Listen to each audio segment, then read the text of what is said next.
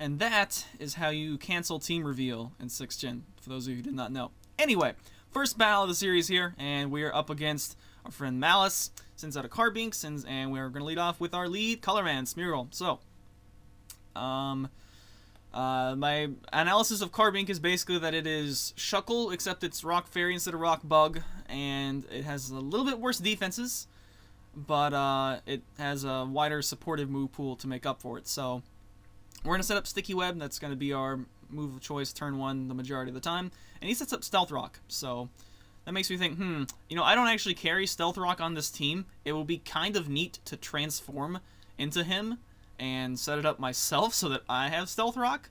So that's actually what we're going to do here instead of putting it to sleep or something like that. So sets up Reflect. And I get to scout his entire moveset now. So he's got Dual Screens, Stealth Rock, and his last move is Toxic. So I think I'm just going to set up some screens on myself after I set up some Stealth Rock. And drops in Gengar. So we get SR up. And drops in Gengar, and if I know Malus, that means he's going to go Mega with it. We agreed that was perfectly fine at the time anyway. So first battle, we're just exploring stuff and trying to see what's good, what's not. Anyway, so he's going to get Mega'd up. And that means he's going to activate Shadow Tag, and that means I'm going to be stuck in here with a status category moveset guy. I don't know that I have anyone I desperately would like to switch to avoid that fate. Yeah, he's just going to Sludge Bomb, which is going to be neutral. Yeah, that's right, it's neutral since Rock resists poison. And set up Light Screen as that actually does under half, which is pretty nice. I think I might have more HP than him. I forget exactly how much HP Carbink has. But anyway, he uses Confuse Ray, which is a pretty neat move on Mega Gengar, taking advantage of Shadow Tag. You know, normally you get confused. I guess I'm going to switch out. Well, nope, Shadow Tag. So that's a pretty interesting move choice there. Gets a crit through my Light Screen, and still doesn't kill somehow. So I have Light Screen and Reflect up, but I don't have Light Clay, unlike which his probably does. So my screens are not going to last that long. Anyway, so we get a free drop here early on, and free drop is usually when I like to drop in Absol and get him to go Mega. So that's probably what we're going to do right here. Yep, we're going to drop in Absol, and he's going to Mega up. And then the question is, do we want to go for Swords Dance or Sucker Punch? I tend to play defensive first, and stuff could go horribly wrong. Now, we do have screens up, though. We do have Light Screen up. I don't know if I know at the time that Mega Gengar does get Dazzling Gleam. I'm not sure if that would essentially one-shot with Light Screen up or not. I don't know if I would want to care to find out, but I'm going to Mega up, and I believe go for Sucker Punch. And he sends in a Togekiss, which helps Stealth Rock is paying off a little bit. We're going to get Mega Evolved here, activate some Magic Bounce, and that will be all well and good. So it is Sucker Punch that we're going to go for, which is going to fail, of course, since he switched out instead of attacked. But that's okay as well. Due to Stealth Rock, we get to see he's got leftovers, so that's kind of nice. It narrows down some of the stuff, I suppose. Light Screen wears off on that turn, however, which I think Togekiss gets Dazzling Gleam as well. I don't think it actually gets Moonblast, but I decided to go into Sword Man. I think either Sword or Shade Man to maybe dodge a T-Wave. And go figure, he does indeed pack T-Wave, and we get Sword Man Paralyzed, which is awful. Most Aegislash probably don't care too much. But since this is an autotomized sweeper set, we definitely care. So I just decided to see if we can get a nice Flash Cannon off, change to Blade form, and then flinch. Yeah, Paraflinch is probably about the worst thing you can face as an Aegislash. You're going to be changing into your Blade form, especially when you don't have King's Shield to at least go back. As long as you select the move when it comes your turn, you're going to change form regardless if you get the move off or not. So, and comes Shade Man, which was my original idea anyway, and we see he takes an Air Slash relatively okay. Relatively okay. I didn't quite see how much that did. I think I might be able to live another one, though. I'm not sure if I'm faster or not, since you don't get to see the Toxic heal on the same turn Toxic activates. But looks like that was about 78 to 11, so that's about 67-ish points. I think we would have been able to live that before. I have to backtrack and see how much HP I had left, but I think I had over 67 left. So anyway, obviously he's not going to be able to T-Wave, and we're just going to go for Knockoff in case Mega Gengar wants to come in. and that's going to be super effective to it. Although I don't know if I realized at the time that or EQ would as well. I mean, regardless, knockoff is going to be nice to get rid of someone's held item. Unfortunately, Gastrodon comes in and he's got sticky hold, so going retro 4th gen, thumbs up. I like it, Malus. And that does mean that I'm going to have a stronger knockoff, I guess, against him perpetually, but you know, we can go for EQ in that case anyway to be stronger. But none of that really matters right now because we're not going to leave Gliscor in on a Gastrodon, so we can easily pack Ice Beam or at least pack some sort of a water move. Probably Scald, given that that's pretty much the best water move in the game. Anyway, so we're probably going to switch out here. I don't have Protect or anything to Scout, so I think going to Splash is probably going to be about the best option we have. It's going to resist Ice Beam and will just nullify the Stealth Rock damage if it's a water move. So definitely thinking about it though, and running some calcs to see what I can live, possibly what I can't live. Would certainly depend on how. I doubt he would be specially invested in attack, but anyway, so we cancel out Stealth Rock damage with Water Absorb as he goes for Scald, and that's good to see. I should probably Protect here and Scout for Toxic, but I don't. I think I just go for Scald since I saw that he had Sticky Hold. Scald is going to connect, so we're just going to Scald, and yay, we got Burn, cool. And we got Toxic on me, which Splash Woman getting badly poisoned is probably about the worst thing that can happen to this team. She is kind of the glue that holds everything together, just like the Winter 11 series, and when she gets Toxic, this one does not have Heal Bell. It turns her from, alright, I can, you know, Wish Protect and stall all day, to Wish Protect is just going to get me dead. So that's definitely a very sad phase for me. We're just going to switch out and go into Gutsman, I guess. And she's going to recover up, since we're not really going to be able to do anything to Gastrodon. I would obviously prefer it to be Toxic, but, you know, whatever. So I'm fully aware, of course, he has Mega Gengar, so we're not going to go for Dynamic Punch. And I think we're just going to go for the strongest base power that's not that, which will be Stone Edge.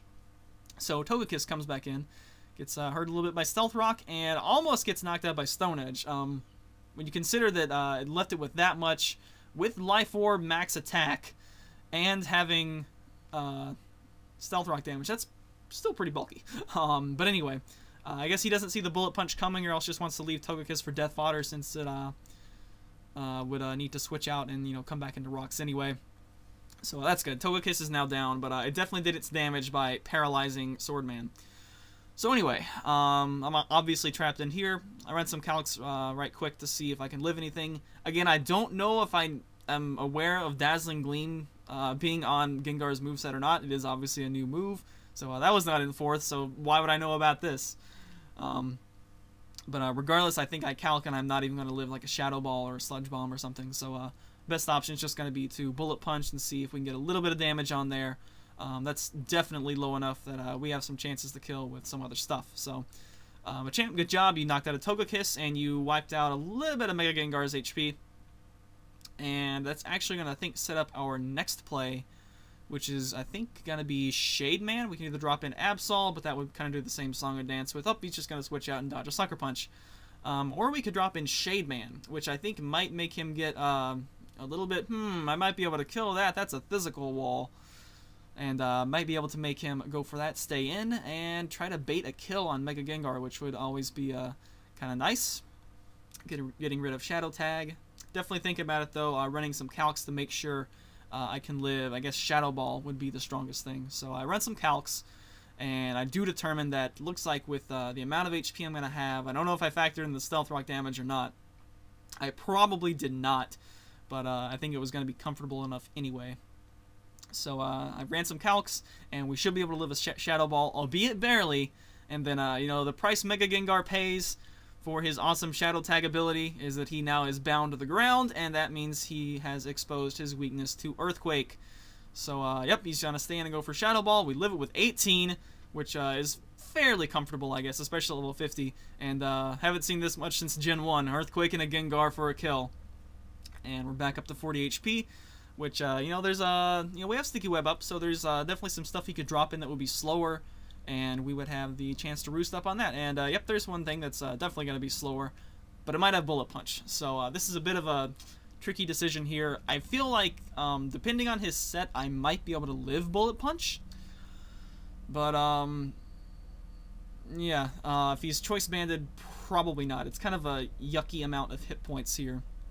It's high enough that I think I could probably live weak ones, but not strong ones. I don't know if I do calcs. I'm probably doing calcs on that right now, although I don't know the results of them as I am narrating. But anyway, I think I decided I'm just going to stay in and go for Roost, because I kind of would like to use, my physical wall against a physical attacker and see what he's got. And he goes for Pursuit, which, yeah, how much did that do? That did, what was that, 128 down to 111, so that was, I can't do math, I have to use calculators. That was 17, so I don't know, with damage variation, that might have killed if it was doubled. Then again, it wouldn't be doubled, though, because it would get up to 80 and not get tech. But anyway, makes me a little bit more comfortable that I might have lived the bullet punch. Anyway, so, so we got the Roost off, and he is going to be a Swords Dance Scizor after we knock off the leftovers from him, which is a very good thing to get knocked off.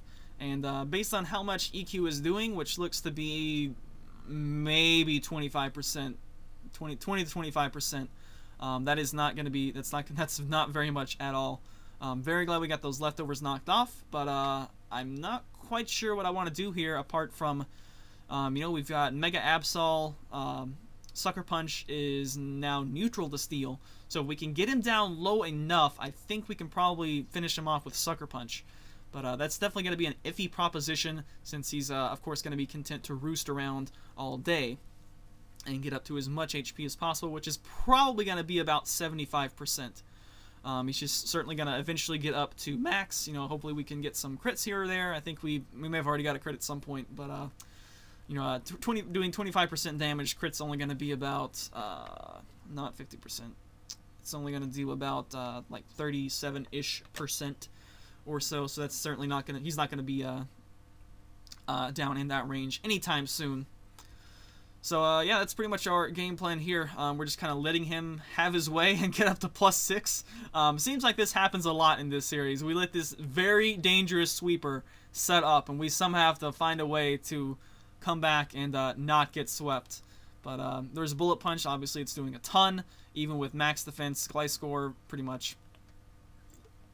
And yeah, based on how much that did, looks like this next one will KO. And he is currently at 75%, which is probably about his best case scenario, but it's also my expected case scenario, so I guess it's okay. Thinking about, do I perhaps want to go to Splash Woman and maybe try to eat a Bullet Punch? I don't know. I don't think she would live too. The nice thing is going to be, because of Sticky Web, Splash Woman's going to be faster than him, which means he's going to have to go for Bullet Punch, which of course water types resist as opposed to Pursuit. I don't think that would actually be that much weaker. How much is Bullet Punch? It's going to be Bullet Punch is going to be 90 over 2. So yeah, it's going to be a little bit weaker. 45 versus 60, I think, if I did my math correctly there. But anyway, so that is indeed what happens. At least he doesn't gain lefties, and Splash Woman's already pretty much condemned from walling stuff, so we may as well use her to get a little bit of damage on there and be able to live a hit. And so we Scald, get it down to around about 37%, which is definitely acceptable. We did not get burn, which would have been amazing, but she did her job. I didn't really need the burn right there. I just needed it low enough that I would be fairly confident that Sucker Punch would kill. So in comes Mega Absol, and this is the play I've been setting up for, I don't know, 10, 15 turns, all coming to fruition right now. Very, very satisfying to see finally happen. This was the scenario I needed to get. I'm definitely just going to click Sucker Punch. I'm running some calcs to make sure that it's going to kill. I'm pretty sure it is going to kill. Even if it's not going to kill, I don't exactly have any other plays. My only other option, I guess, would be switch into Swordman, who's not really going to be able to do much of anything. He is not going to be able to live a +6 Pursuit, even if it is unboosted and it's just 60 base power. Anyway, yeah, we're just going to Sucker Punch, and if it's not going to be enough, I'm just going to have to hope for a crit. But once again, we're milking the clock for all it's worth. You give me some time to think about stuff. I'm going to think about it as long as I'm allowed to by the game. And yep, Bullet Punch, or Sucker Punch, and that's going to, of course, go before his Bullet Punch. And the first of many Mega Absol clutch plays, saving the day, stopping the sweep. And he drops in Carbink. This thing is just going to set up, and it cannot touch me. It cannot touch me whatsoever. So I'm just going to stay in Swords Dance, and as he sets up Reflect, that's fine. That's basically going to be a push, +2 versus having with Reflect. So he stays in again, however, goes for Toxic, forgets about Magic Bounce. I think this might be the first battle for both of us, so he may have forgotten about Magic Bounce, I'm not sure. But anyway, that was obviously a blunder. And that is going to allow me to get up to +6, which, due to Reflect, is basically going to be +2. But even so, +2, doubled attack, Omega Absol is still a very scary force to be reckoned with. And Gastrodon's going to be at about 85% or so. He's not going to be able to sling Toxic at me, or else it's just going to get bounced back. So we're just going to Sucker Punch. And he's kind of at 2 high HP, I guess, to use Recovers too. And bam, just whacks Gastrodon, which made me feel really good. Sticky Web kind of humorously raises Malamar's speed due to Contrary. And here is where I make one of the dumbest mistakes I think I've ever made in the history of playing this game. I guess I'm not going to feel too bad about it, since it was my first time playing a game in quite a while, much less this generation. But I think all the stuff with Steel losing the resistances to Dark and Ghost kind of fiddle-faddled with my mind, and for some reason I thought Shadow Claw would be super effective to Dark Psychic. Obviously we have Play Rough, which would be super effective. Granted, only 90% chance to hit, but still. I think I also forgot about Reflect being up, and therefore I was like, oh, well, pretty much anything I pick is going to kill Malamar. It's not going to be very bulky at all. And yeah, it kills him with Superpower, and that's obviously one of the best moves to put on Malamar. So, Swordman is now in here, and he is paralyzed, and this does not look like a very good situation to be in. So we're going to go for Flash Cannon, and he actually uses Rest, so gets back up to full, but he does not Resto Chesto, and we pull off Flash Cannon, which is very nice, and that does about 60%. Awesome. He is now asleep, and he's got lefties. I guess I saw that earlier, so he's not Resto Chesto. So we should be able to kill this thing. But he uses Sleep Talk, and he Sleep Talks Payback. Not Superpower, not Rest.